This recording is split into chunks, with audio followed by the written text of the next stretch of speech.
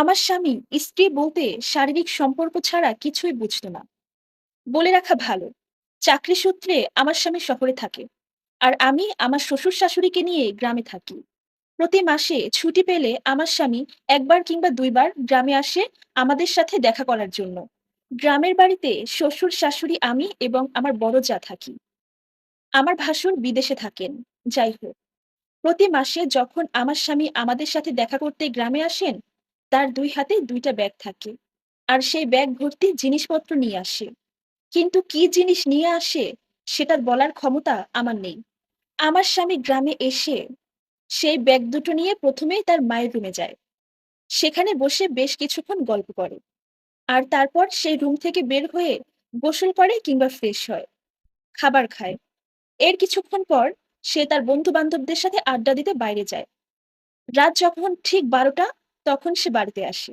বাড়িতে এসে খাবার খেয়ে সে রুমে আসে, আর তারপর সে তার চাহিদা মিটিয়ে ঘুমিয়ে পড়ে।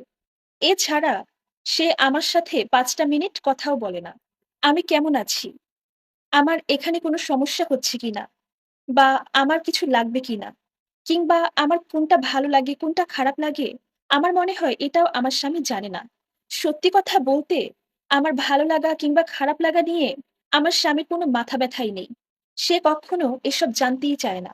যাই হোক, সকালবেলা ঘুম থেকে উঠে সে নাস্তা করে, আর তারপর সে তার ভাবির সাথে তার মায়ের সাথে সারাক্ষণ গল্প করে।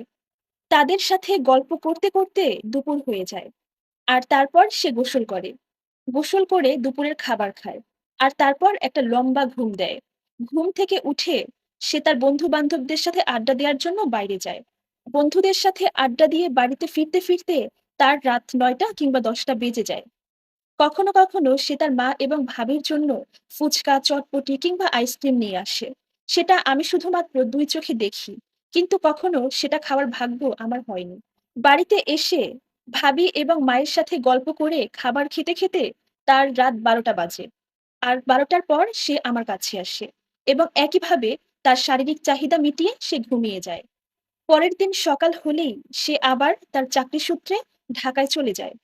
এভাবেই যখন সে গ্রামে আসে, ২-১ দিন আমাদের সাথে এরকম থেকে আবার শহরে চলে যায়। আমাদের বিয়ে হয়েছে আজ ২ বছর। এই ২ বছর ধরে এমনটাই হয়ে আসছে। আমি মাঝে মাঝে আমার স্বামীকে বলতাম, "দেখো, এরকম সংসার করতে আমার আর ভালো লাগে না। তুমি যেখানে চাকরি করো সেই অফিসের পাশেই ছোট্ট একটা বাসা নাও, এবং আমাকে নিয়ে যাও। সেখানে গিয়ে আমরা কিছুদিন সংসার করি।" কিন্তু আমার স্বামী আমাকে মুখের উপরে স্পষ্টভাবে বলে দিয়েছে, আমি যদি আমার শ্বশুর-শাশুড়ি এবং জায়ের খেয়াল রাখতে না পারি, তাহলে এই সংসারে আমার কোনো জায়গা নেই। সে সবসময় এরকমই কথা বলে। আমিও আস্তে আস্তে বুঝে যাই আমার স্বামী মানুষটা কেমন। আমি খুব কষ্ট করেই আমার স্বামীর সংসার করে যাচ্ছি। আমি খুব ভালো করেই জানি এই সংসারে আমার অবস্থানটা ঠিক কোথায়। আমি চাইলেই আমার বাপের বাড়িতে চলে যেতে পারি না। কারণ আমার বাবা বেঁচে নেই। আমার মা আমার ভাইয়ের সংসারের বোঝা। সেখানে গিয়ে আমি উঠলে আমাকে ২ দিন পরেই ঘাড় ধাক্কা দিয়ে বের করে দিবে। তাই আর ভাইয়ের সংসারে বোঝা হতে চাই না। নিজের সংসারে শত কষ্ট হলেও এখানেই পড়ে আছি। একটা সত্যি কথা কি জানেন? সম্পর্কে শুধুমাত্র শারীরিক সুখ থাকলে সেই সম্পর্কটা একসময় ফাঁপা হয়ে যায়। কিন্তু মানসিক সুখ থাকলে সম্পর্কটা আরো গভীর হয়, টিকে থাকে দীর্ঘদিন। জানি না এই সংসারে আমি কতদিন টিকে থাকতে পারবো। সবাই আমার জন্য দোয়া করবেন। আর এই সম্পূর্ণ স্টোরিটা একটা আপুর জীবন থেকে নেয়া, যার সাথে আমার বাস্তব জীবনের কোনো মিল নেই। ধন্যবাদ।